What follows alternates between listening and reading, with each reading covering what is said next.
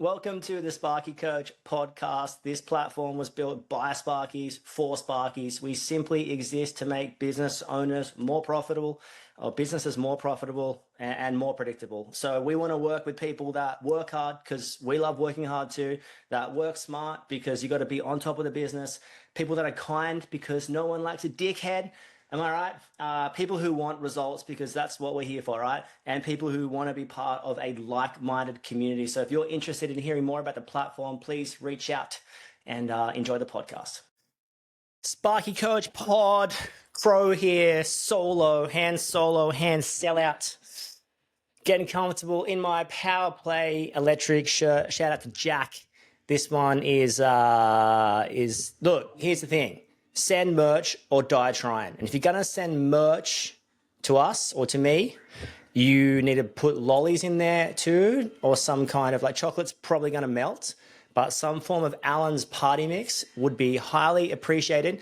Steady diet of chicken bone broth and Allen's party mix, and occasionally some cinnamon donuts. Shout out to Donut King.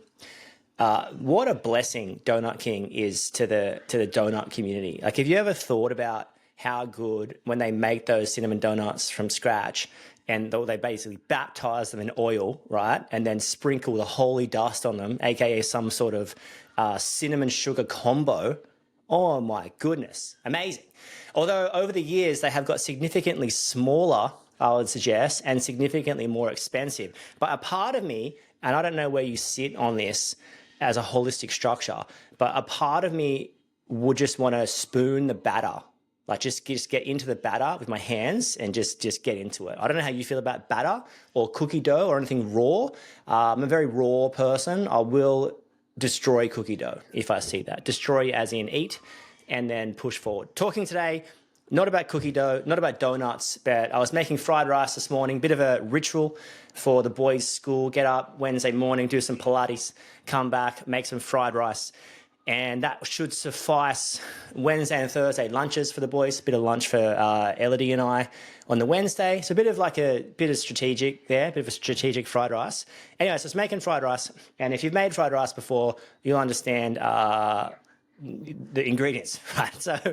So anyway, so I was sitting there, make the rice first and you put it in last. That's generally the rule of thumb.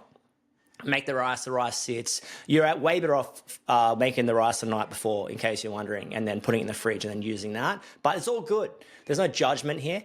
Anyway, so Jasper comes up, he wakes up, he gets up and he walks out and he's like, wait, is there rice in fried rice, right? So he's staring at rice, looking at the vegetables in the fry pan, and he's like, he's like, you're kidding me? There's rice in fried rice. And I was like, of course there's rice in fried rice, you know, like it's called fried rice. It's fried rice. That's what it is. And it was so funny. And it got me thinking how sometimes, you can you just make everything simple again. Yes, rice has fried rice in it. And the segue here, talking into business, the segue is simplify your business. Make it do what it says and say what it does. All you're trying to do in business. And if you had a business plan, it would look something, your ethos or your core belief system or whatever is probably something not too dissimilar to this. It's do excellent work with excellent staff, with excellent clients, using excellent materials for excellent money while being generous. There's probably something along the lines of that. You can get in there like serving the community or like lighting everything up one PowerPoint at a time or like whatever the hell you want to do. Like it's going to be something along those lines. And it's so interesting. I think what we need to do, sometimes we can overcomplicate business. And I'm not saying business isn't hard. If you've heard anything we've put out recently or in general, Cam and I both run businesses. I run an electrical business, sold that. Cam's still got his business based in the Gold Coast. We run Sparky Coach. Now we run Sparky Admin. Soon we'll run Sparky Consulting. So it's like we are business owners core through and through, right? We understand what it takes to run a profitable and successful business. We understand the core ingredients part of that. And we understand that it is hard work. And about the hard work, the best thing happens when hard work meets smart work. There's no end to working hard. But when you can combine hard work and passion and a drive, and I think that business ownership will definitely, it's almost like a spiritual journey of like self-development and product development and all this kind of stuff. It's super cool, like to think the journey it takes you on and how you've got to get better as a person, how you've got to get bigger as a person, how your product has to retain its quality throughout the expansion of the business. Like it's really, really almost like a spiritual journey that like maybe you probably feel called to. And I think that's people reach out all the time and they're like, wait, like, should I start a business or not? And my whole theory is, it's interesting. Like if you feel called to do it, there's no right time. So that's essentially the essence of it. I remember sitting, I was at my job interview. So I remember I was a bit lost in life, and I had a year off sort of surfing in the south coast and of New South Wales. And I remember going, like, a few of my friends were getting apprenticeships. Shout out to the old Sadsy, Lord, and Brett Camo. So, and Brad Souther, a few of the other guys were like, they were getting apprenticeships at the time. And I was like, right, if my core group of mates are doing something, I will, and I was a year older than those guys. If they're going to commit to an apprenticeship, I will too. And I'd never thought I would ever do an apprenticeship. I was always like hyper, math smart. And I got, brains not brawn, you might say, right? So I remember trade was never on the radar. My dad, terrible with tools. He would pay for everything. My middle brother, Brendan, amazing. Like it just almost born to be a craftsman. Me, nah, nothing. I remember like going, if they get a job, I'm going to apply. So I apply for this job, get an air conditioning. It's like, it says it's electrical. Shout out to RJ Air, based out of the, Caringbah, I guess, Sutherland Shire, but do a lot of eastern suburbs work. So I basically applied for this electrical job, which then I got to the meeting at Ron's house, Dave's dad, and it was, I guess it's an interview, right? So I sit there and they're interviewing a few people, and so I don't know if you've been to a job interview recently or ever. Maybe not recently if you're a business owner. It's so weird. Like someone asked me the other day if I had a resume. I'm like, I don't have a resume. Like, who has a resume? Why would I need to have a resume? So it's pretty funny. Anyway, so I get there, I walk in, I'm a little bit nervous and I haven't prepared anything. You know, in the resume, there's always a classic questions like what would you do? And I remember just sort of like sitting there, answering their questions, chatting to them. And I said in the interview, I was like, look, they're like, what do you want to do long term? And I was sitting at their dining table and I remember saying, I want to work for someone and then do a couple more years and then work for myself. So the drive was always there. And I would dare say that if you work for yourself, there's probably always been an element of drive or like calling, or I don't know what you might decide, but you know what I'm saying? There's always been that depth there. And I think when you've got that anchor point and it's anchored not in like, I want to make money, like when it's anchored in, no, this is what I'm doing with my life. This is my decision. This is what I'm committing to. When it's anchored in something deeper than money, when it's anchored in money only, I feel like you get lost real quick or driven by the fast bucks. And that's why I'm so against coaching companies and their their need for fast growth. Like, what's the need for fast growth? Like, I can get into town heaps quicker if I drive 100 kilometers an hour, but it's a 50 zone and it's incredibly dangerous. So driving somewhere fast is dangerous. Growing a business really fast is dangerous. Now go with me here, sideways topic. We get a lot of messages about people who tried the fast way and they were like, I wasn't making money and I wasn't being true to myself and it sucked. Now, it's like when coaching companies pick out a fast, like they grew from this to this, right?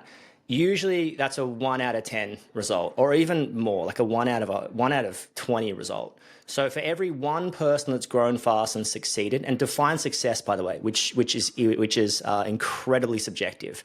For every one person that's grown fast and succeeded, there's 9 others that have tried and failed. There's potentially 99 others that have tried and failed. So it's so interesting. And when the testimonials only pick the people that succeeded, it can be incredibly like that worked for them, but did it work for them? Has their business stood the test of time? have they just pillaged the village and taken everything from customers and then pushed forward? Have they quoted jobs and grown their revenue but there's no profit? Or have they spent all this money on advertising, all this money on a sales team, all this money on the growth of the business, and they're left with nothing at the end of the day? I don't know. Maybe they're left with heaps. Maybe they're left with nothing. But it's like, just because you can do something doesn't mean you should do something. So be very, very, very careful on the fast growth stuff, and be very, very, very, very, very careful on a revenue only metric. It's cooked. It's so cooked. I cannot even describe how cooked it is. As a matter of fact, I might even repost something I posted a long time ago about the other things you look for besides revenue. We're not talking about today. We're talking about something else. Shout out to the tangents here. All right, we're coming back. So here's what you want to do when you start a business. So it's like, simplify the mission. All you're trying to do is buy labor and materials and sell at a profit margin. That's it. Simplify it to like, you're buying and selling labor, materials, sometimes products, sometimes subcontractors, but more than likely it's labor and materials. So I bought 40 hours this week at $2,000. I've got to sell that for more than $2,000 to make money, right? I bought materials this week at $5,000. I've got to sell that for more than $5,000 to make money. In its essence, business is actually quite simple. You buy something and you sell it at a profit margin. So picture buying and selling t-shirts. If I bought this Power Play t-shirt, which I didn't buy it, shout out to Jack for giving it to me. Send me some merch. I know I mentioned that before, but send me some merch. So picture me buying these t-shirts for $30. What do you think I should sell them for? The correct answer is as much as you can. This is the correct answer. But there's a market realm for normal. If I try and sell it for $1,000 and it's like, who's going to pay that? Or someone might pay it once, and I'm going to pay it twice. If I try and sell it for 32, the margin might be too slim, and it might not be able to distribute it and make any money. The juice might not be worth the squeeze profit-wise. If I try and sell it for 50, I might hit like a market realm of, $50 for a shirt sounds all right. And my branding's out there and all this kind of stuff, and I can distribute it cheaper because I'm buying a whole more in bulk now. So it's like, it's irrelevant how I do it, as long as there's a difference between the buy and sell price. So wherever you're at, business gets hard, 100%. But in its essence, it's actually quite simple. So just try and simplify the mission. So I'm buying labor materials, I need to sell at a profit. Now, as we scroll through this, as part of our 7-step pathway, what we do is we come in and we get the numbers right first. If you're doing anything and you're not getting the numbers right first, it's foundationally incorrect. What you want to do is get your foundations right, correct, and then apply the formula. Most coaching companies provide a formula and then they build the foundations later, maybe, if ever, maybe not. What you need is foundations first, and then you apply the formula. When you're on the right foundation, that's what you need. And what is the right foundation? I'm going to go through this, right? So first step, we always go through numbers. Second step, we audit your business, see where it's at, and then we set a business plan. Now go with me here, right? So let's say we audit your business, going through a business plan. Your vision statement, in other words, the what of the business, is probably something like this. I said this before, but I'll say it again. Do excellent work with excellent staff, with excellent clients, using excellent materials, for excellent money, while being generous. I don't think anyone on earth would disagree with that. The only thing people may disagree on is the generous part, and they want to take all that money themselves. That's like, whatever. Let's discuss that later. So let's go this. Simplify your mission. Do excellent work. Do excellent work. What you want to do is your product is so important. I cannot stress it enough. Everything has to turn on. Everything has to work. Do excellent work. There has to be so much pride in your product. Get your product right. Do excellent work. Your work has to be excellent. And just make sure everything you do it well. Now, excellence was once described to me as excellence is doing what you do well and doing it with a good attitude. That's essentially what you want to do. Now, so do excellent work. So make sure your product's really good and make sure it stays good. Regardless if you've misquoted it or you're making heaps of money, it's irrelevant to the fact the product has to be good to great to excellent. Do excellent work with excellent staff. So excellent staff is so unbelievably critical to everything. You have to be working with the right people, with the right staff members. So on that, it's so critical to have the right person around you. Who you employ says a lot about your company. Now, on this, you have to hire weapons. When you go through the beast meter, as we call it, you're scrolling through, you have to be hiring weapons. Now, on the weapon tradie front, definitely, 100%. You have to be hiring weapon tradies. On the weapon apprentice front, your apprentice is your organic opportunity to produce a tradie. That's essentially it in a nutshell. So if your apprentice isn't going to be a weapon tradie, then you either need to help them change into a weapon tradie or stop what you're doing. And so many people, when they first get an apprentice, they they're not performing, but I'll hold them. Or they get busy and they lose their focus of like, hey, that person's actually not performing. You have to create weapon tradies because we're heading into a market and it's potentially like uncharted territory in a way. It's definitely, the labor market's quite tight at the moment and it's probably going to get tighter, and tradies is going to be able to demand potentially more money as it's supply and demand essentially, right? And on that, you might be able to charge more money because it's supply and demand. It's very, very simple. Like the more people that want the same product, the more opportunity for that product to shift its prices north. So it's literally supply and demand. It's like the housing market. The more people that want that house, the more it's going to go north.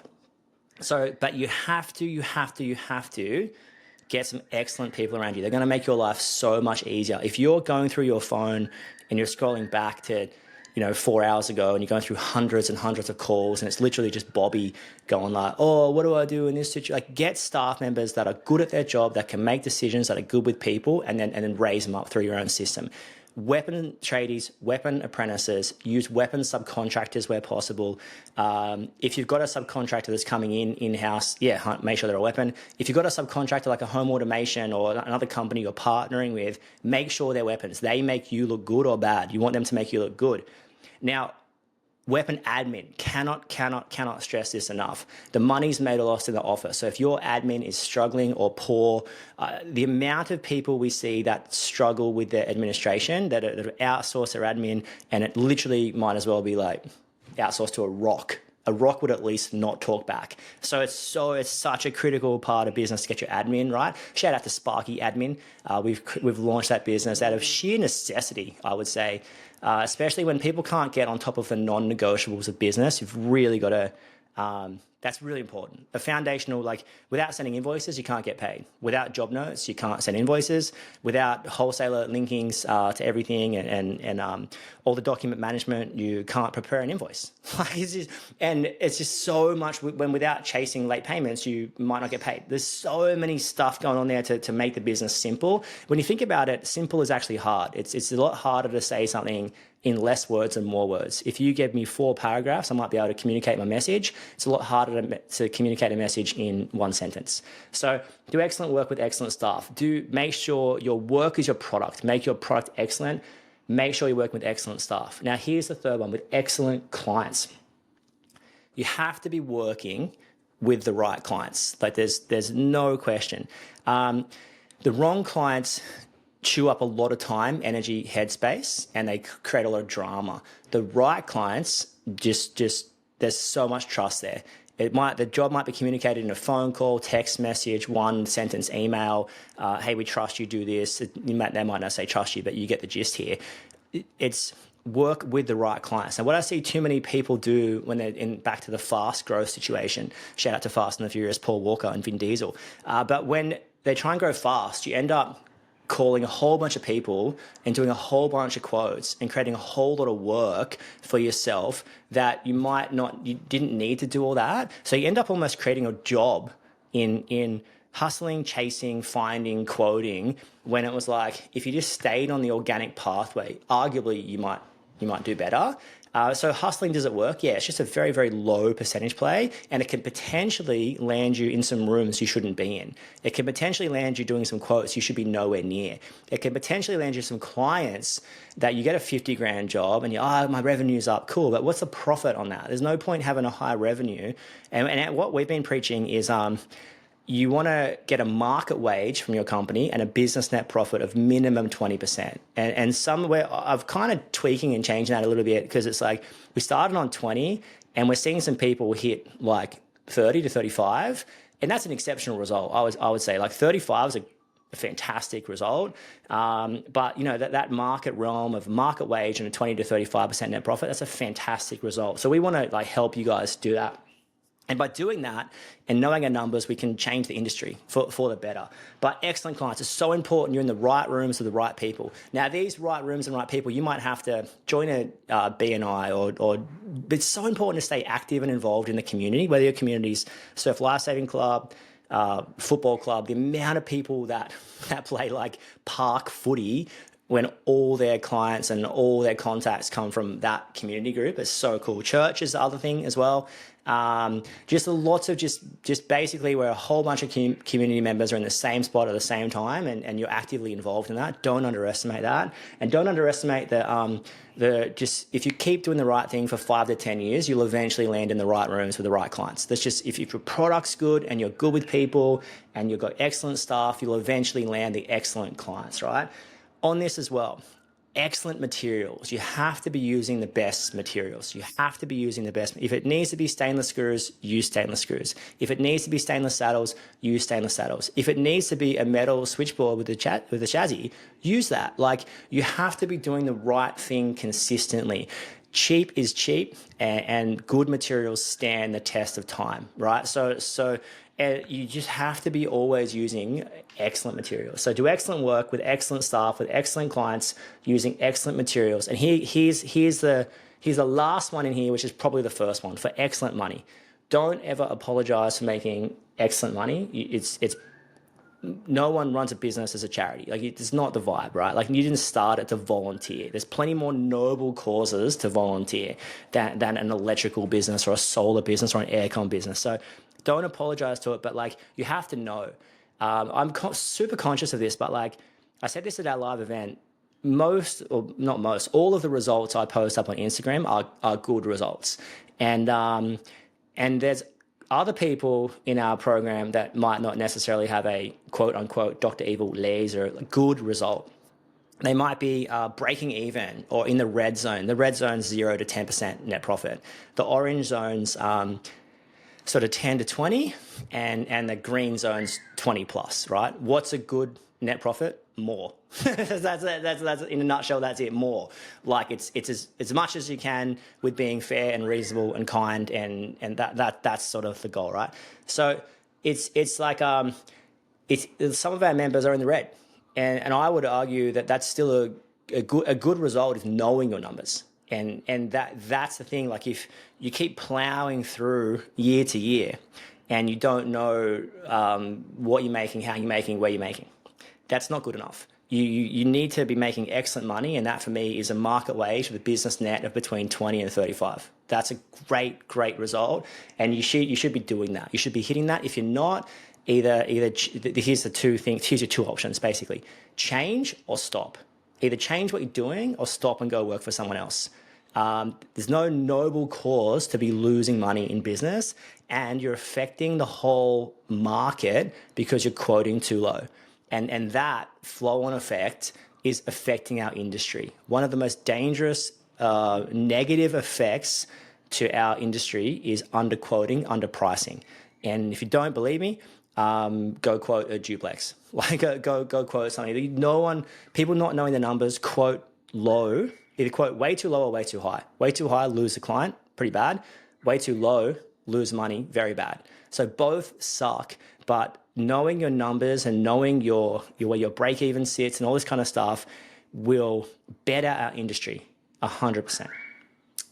And said this while being generous. You have to be generous as a business owner, whether that's the staff, the clients. Like, always erring on the side of the client is an effective strategy. So trying to see their side of the story, trying to see how your staff members, try to see that the wholesaler needs to be paid on time. Like, just being considerate of other people and the businesses and the partnerships that you work in and around.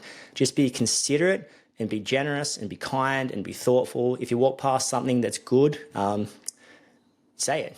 Say that's good. Good job. I appreciate that. Hey, you were here early. That's great. So just like step back for a second and be thankful. I think that's a really, really important part of the whole thing.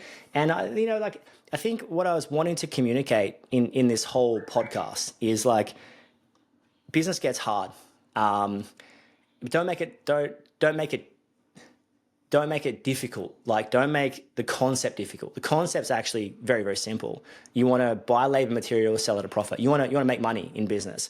And our slogan, make money, build wealth, be yourself, be kind, have fun. Like, that's essentially that. Try and peel it back. And if you're not making money, do something about it. If you're not building wealth, do something about it. If you're not being yourself, you're landing yourself in some positions you probably shouldn't be in, do something about it, right? If you're not being kind, do something about it. If you're not having fun, do something about it. So coming into the sort of fried rice, sort of simplify the whole thing. Yes, there's rice in fried rice. Yes, you should be able to make money in business. Yes, you should be able to like go to the hat parade and all this kind of cool stuff. So in the wrap up of sort of like coming into the end of the year, just simplify the whole mission. Pull yourself back. Yeah, you're busy. The whole town knows you're busy. Cool, sweet. What are you going to do about it?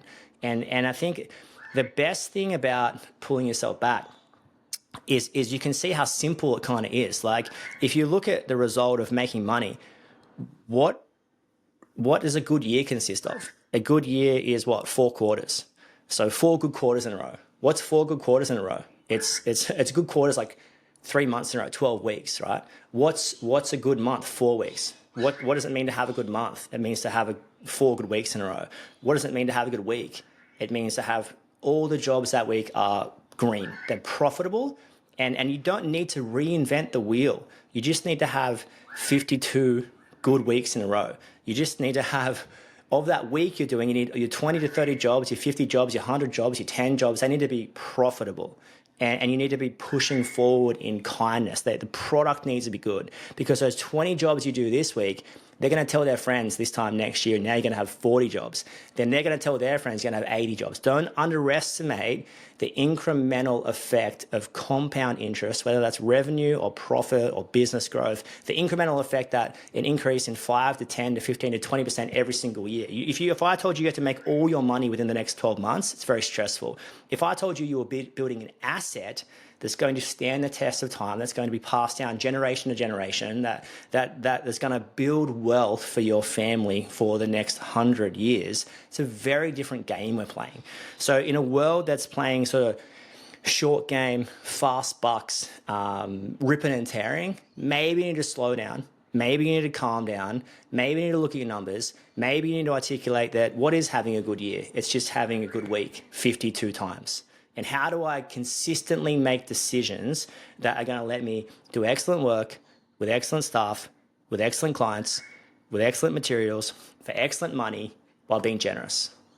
So in your busyness, in the craziness, in the wildness, slow down, calm down, and be yourself, be kind, build wealth, make money, have fun. Thanks for hanging out. That's a wrap on another podcast. Whatever you're doing, don't be too busy to stop and check if you're making money. And above all else, you know the rules, be kind. See you soon.